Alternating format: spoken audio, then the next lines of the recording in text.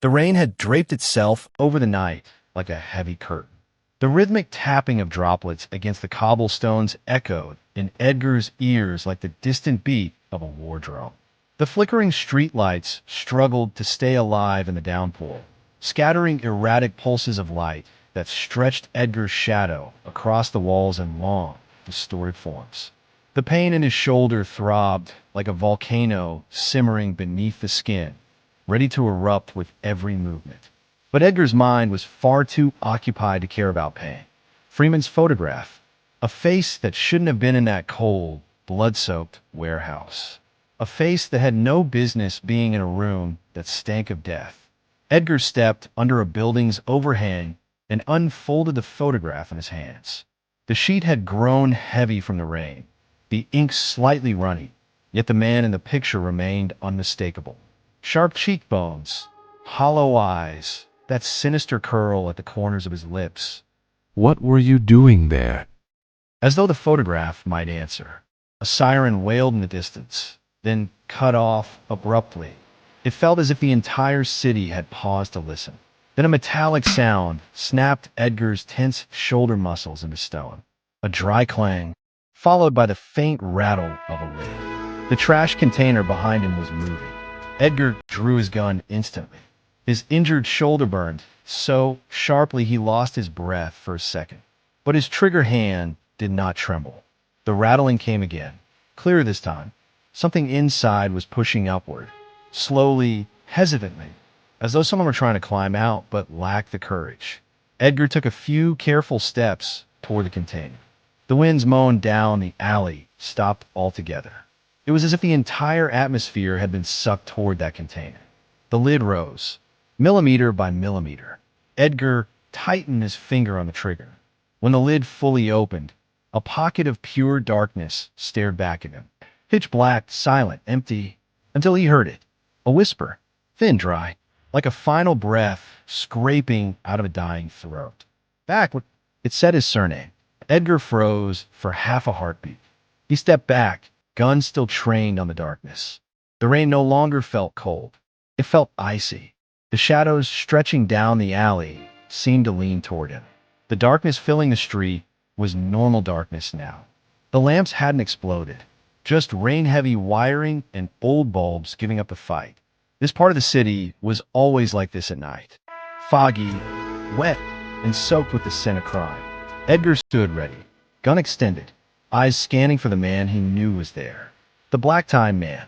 He lowered his right arm slowly in the rain, clutching his wounded shoulder.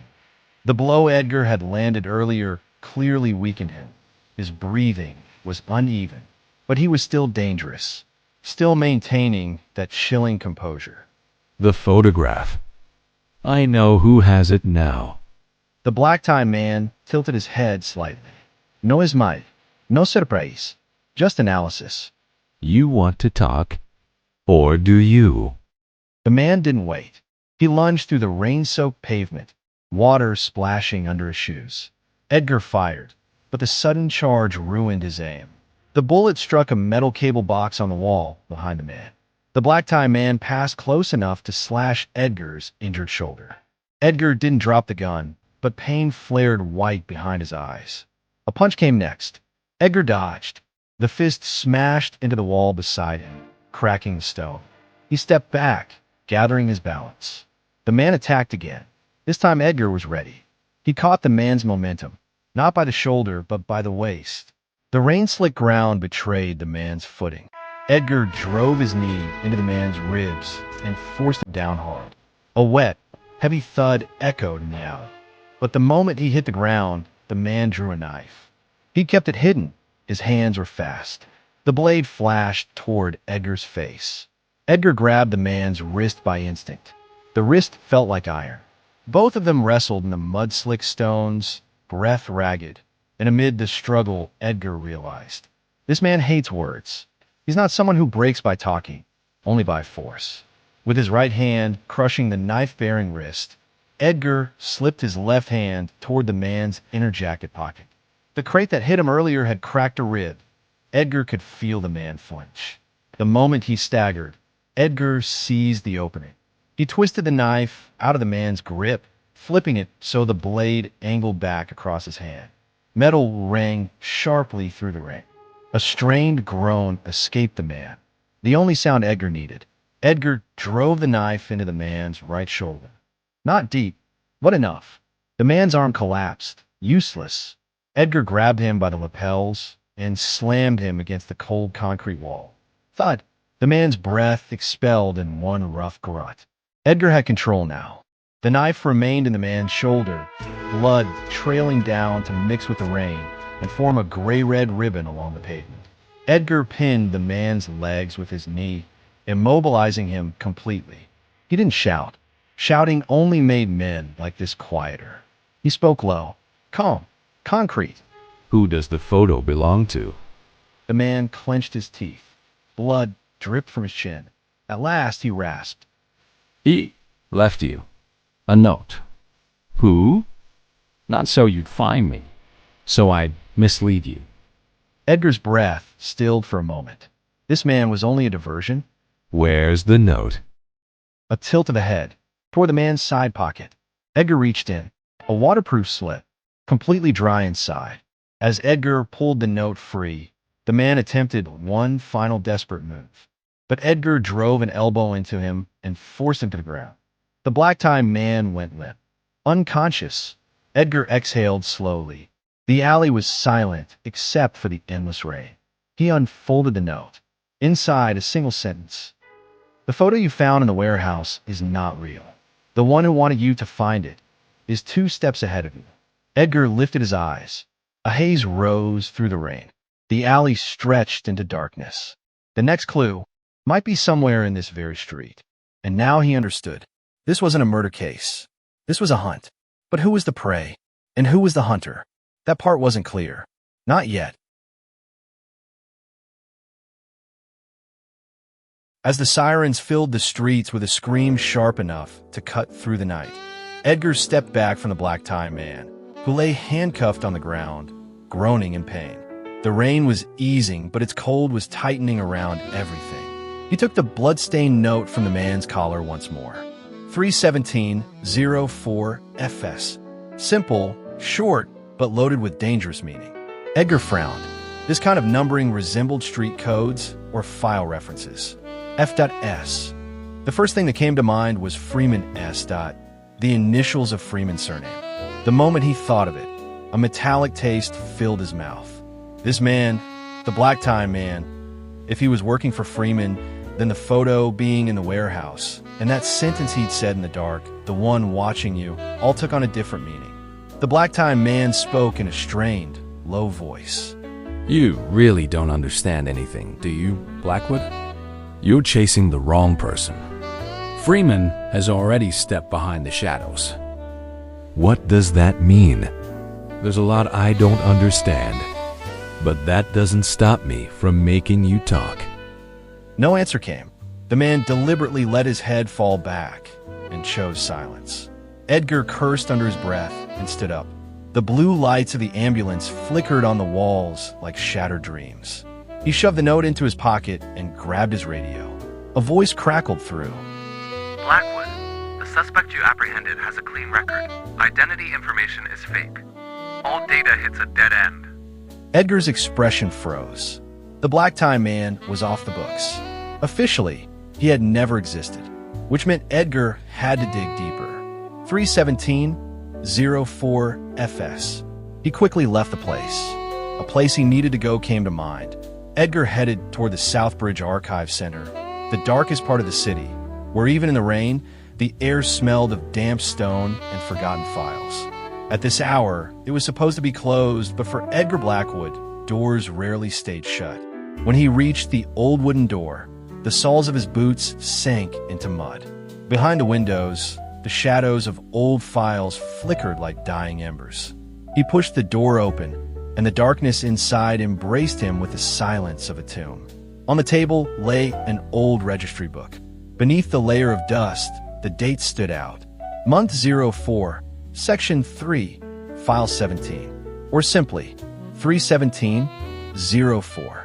His hand trembled as he pulled the file. When he opened the cover, the papers inside were yellowed with age. At the top of the first page was a name. Freeman Sedgwick. Card number, deleted. Status, classified operation, internal investigation. Edgar's pupils tightened. Freeman was an informant.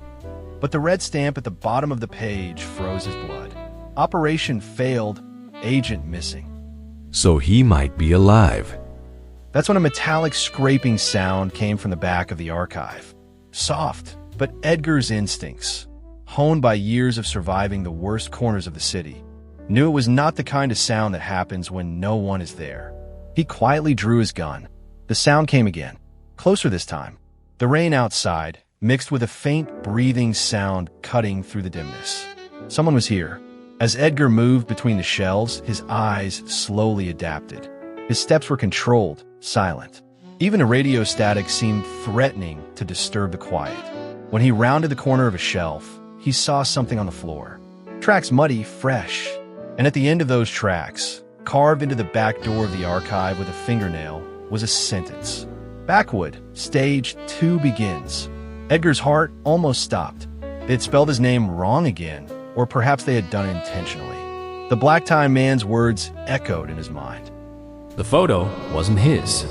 It belonged to the one watching you. The archive door slammed shut, not from the wind, but as if pushed by a hand. Edgar instinctively raised his gun, but no one was there. Only the lingering presence of something, a shadow that had moved through the aisles, leaving mud and blood behind like the ghost of someone who no longer existed. Edgar realized he had to return to the warehouse where the photo had been found, because everything started there, and someone knew his name, was watching him, guiding his movements. He raised the collar of his coat. The rain had turned into a heavy mist. All right, you started the game, he muttered to himself. Now it's my turn. When he stepped out into the street, it was as if the city itself sensed that Edgar Blackwood had returned. As Edgar walked through the mist-coated streets of Southbridge, there was purpose in his steps. This time he wasn't chasing an unknown enemy, but the shadow of his own past. The city's rotting pavements, the icy wind creeping into his coat pockets, the sirens slicing through the night like a sharpened blade, all accompanied the one question echoing in Edgar's mind. If Freeman is alive, why is he hiding? The answer kept bringing Edgar back to one place, the warehouse where the photograph had been found. When he arrived, the door was wide open. There was no movement or sound coming from inside, but this kind of silence was the silence of a trap. Edgar raised his gun and stepped in slowly. The red light was glowing again, but this time, the table wasn't the only thing there. Something stood between the shelves, a chair, and someone sitting in it. As Edgar moved through the shadows and brought the figure's face into the light, he froze. Freeman Sedgwick, but he wasn't alive. His body, suspended between life and death, was tightly bound to the chair. His eyes were open but empty, as if before dying, he had been forced to stare at something or someone for a very long time. Pinned to his chest was a photograph. The same photograph. The first one Edgar had found, taken in darkness, by a hidden lens, the only frame that showed Edgar and Freeman together. And signed, ownerless, caught by an unseen eye. As Edgar lifted the photo, a voice came from behind him. I'm glad you came, Edgar. A familiar voice, as close as breath. Edgar spun around instantly. Someone emerged from the darkness. The half-burned man with the melted mask. But now the mask was gone. In its place was a face scarred by melted plastic and burn marks, twisted and broken. Edgar didn't lower his weapon, not out of discipline, but out of pure shock. The man was familiar, too familiar. That's impossible. No, Edgar, it's very possible. We started this game together. Freeman? The missing agent of Operation Blackwood is near. Freeman took 2 slow steps toward Edgar, the dim light emphasizing the scars across his disfigured face. You thought I was dead. Everyone did.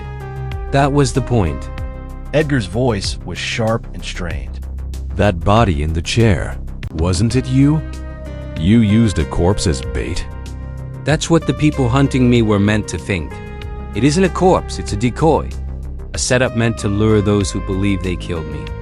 I knew you were on a covert assignment. But why did you disappear? Because the investigation I was assigned to was about you. Me? Operation Blackwood has always centered around you.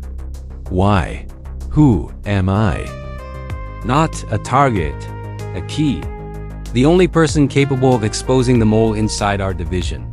Because that mole was obsessed with you. Who is the mole? Freeman hesitated. The silence trembled like a warning through the darkness. Then the warehouse door slammed shut. Someone else was here. Edgar and Freeman turned their guns toward the sound simultaneously. A silhouette emerged under the faint flicker of the red light. The Black Time Man. But he was not handcuffed. Someone had released him, and there was a gun in his hand. Freeman's voice echoed with sorrowful certainty. This your mole. The Black Time Man stepped forward, heavy and confident. Blackwood, you finally made it to the right place. You did all this. You're the one who's been following me. No, I wasn't the one watching you. I was watching the person who was watching you. Freeman. The sentence cut through Edgar's mind like a blade. Operation Blackwood was designed to find the leak. I was following the trail. Then something happened. An explosion. My face burned. They thought I died. I realized staying hidden was the only way. And I took your place, Sedgwick. Except with one difference. I had no loyalty. Suddenly, he lifted his gun.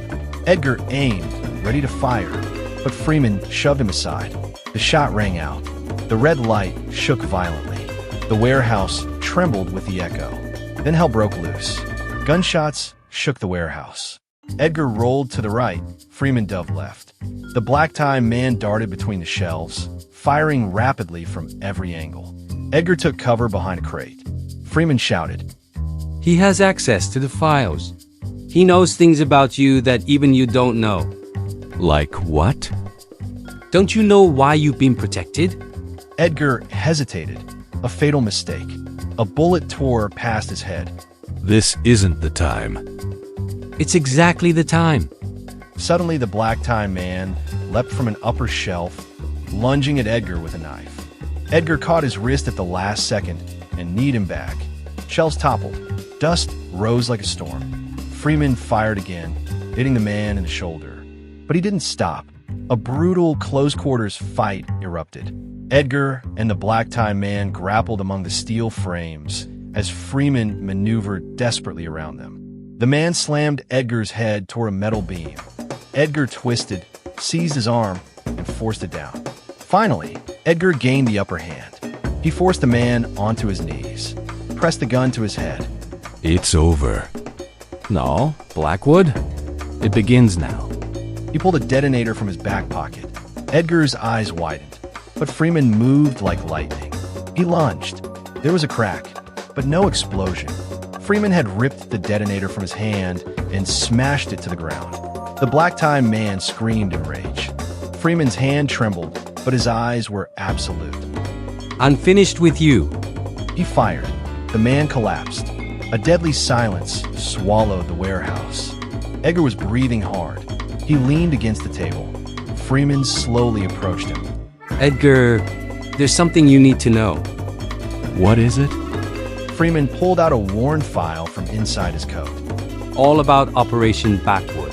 Why you were protected, who you really are, and why they were watching you. And you? What happens now? I can't stay in the shadows anymore. Not with this face. Not with this past. We can leave together. Clear your name.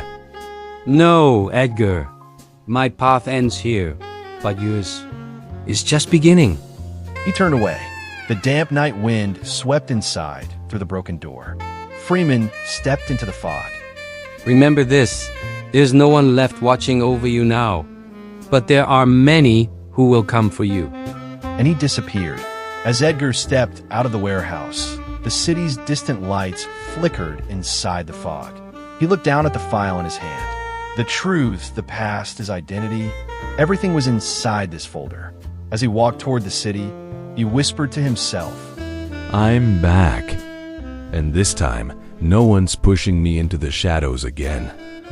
Southbridge's dark streets echoed with his footsteps, and the story of Edgar Blackwood was truly just beginning.